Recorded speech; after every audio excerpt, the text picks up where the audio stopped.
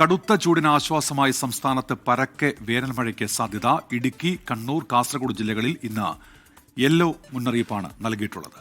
May 2 വരെ വിവിധ ജില്ലകളിൽ ജാഗ്രതാ നിർദ്ദേശമുണ്ട്. മണിക്കൂറിൽ 50 കിലോമീറ്റർ വരെ വേഗതയിൽ കാറ്റ് വീശാനും സാധ്യതയുണ്ട്. വിവരങ്ങളുമായി എസ് വിനേഷ് കുമാർ തിരുവനന്തപുരത്തു നിന്നും. വിനേഷ്, വലിയ ചൂടായിരുന്നു. ചിലയിടങ്ങളിലൊക്കെ മഴ ലഭിച്ചു തുടങ്ങിയിട്ടുണ്ട്. വരും ദിവസങ്ങളിലും അത് തുടരും എന്നുള്ളതാണോ മുന്നറിയിപ്പ്?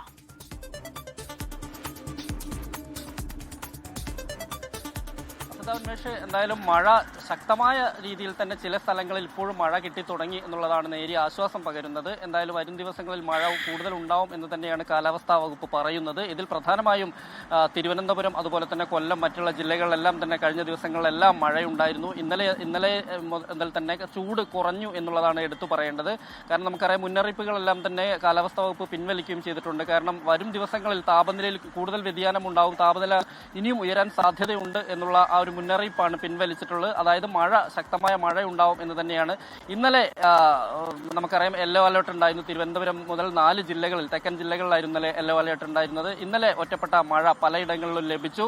ഇന്നും അതുപോലെ തന്നെ യെല്ലോ അലേർട്ട് ഉണ്ട്. ഇന്നലെ 3 മണിക്കൂർ നേരം ചിലയിടങ്ങളിൽ ഓറഞ്ച് അലേർട്ട് കൂടി പ്രഖ്യാപിച്ച് നമ്മൾ കണ്ടതാണ്. അവിടെയെല്ലാം തന്നെ കാര്യമായ മഴ ലഭിച്ചിട്ടുണ്ട്. തിരുവനന്തപുരം, കൊല്ലം, അതുപോലെ തന്നെ പത്തനംതിട്ട, കോട്ടയം പോലുള്ള ജില്ലകളിൽ ഒറ്റപ്പെട്ട മഴ ലഭിച്ചിട്ടുണ്ട്. വടക്കൻ ജില്ലകളിലാണ് പൊതുവെ മഴ കുറഞ്ഞിട്ടുള്ളത്. മധ്യ കേരളത്തിലും അതുപോലെ തന്നെ മഴ കാര്യമായി തെക്കൻ ജില്ലകളിൽ ലഭിച്ച അത്ര മഴ ലഭിച്ചിട്ടില്ല.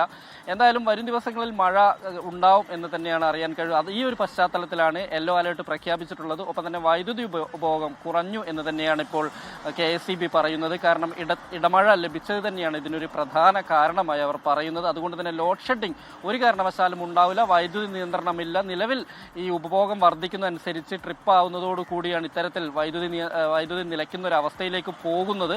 അല്ലാതെ KSEB വൈദ്യുതി നിയന്ത്രണം ഏർപ്പെടുത്തിയിട്ടില്ല എന്നാണ് ഇന്നലെ ഇതുമായി ബന്ധപ്പെട്ട് KSEBയുടെ യോഗത്തിൽ മന്ത്രി ഉൾപ്പെടെയുള്ള ആളുകൾ പറഞ്ഞിട്ടുള്ളത്. എന്തായാലും വൈദ്യുതി നിയന്ത്രണം ഉണ്ടാവില്ല എന്ന് തന്നെയാണ് ഇതോടെ അറിയാൻ കഴിയുന്നത്.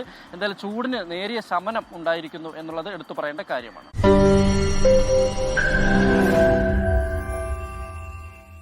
ലോകത്തെവിടെയായാലും ഏത് സമയത്തും 24 വാർത്തകളും ഓഗ്മെന്റഡ് റിയാലിറ്റി പാക്കേജുകളും എക്സ്പ്ലെയിനറുകളും വിശദമായി കാണാൻ ഞങ്ങളുടെ YouTube ചാനൽ നിങ്ങൾക്ക് സബ്സ്ക്രൈബ് ചെയ്യാം.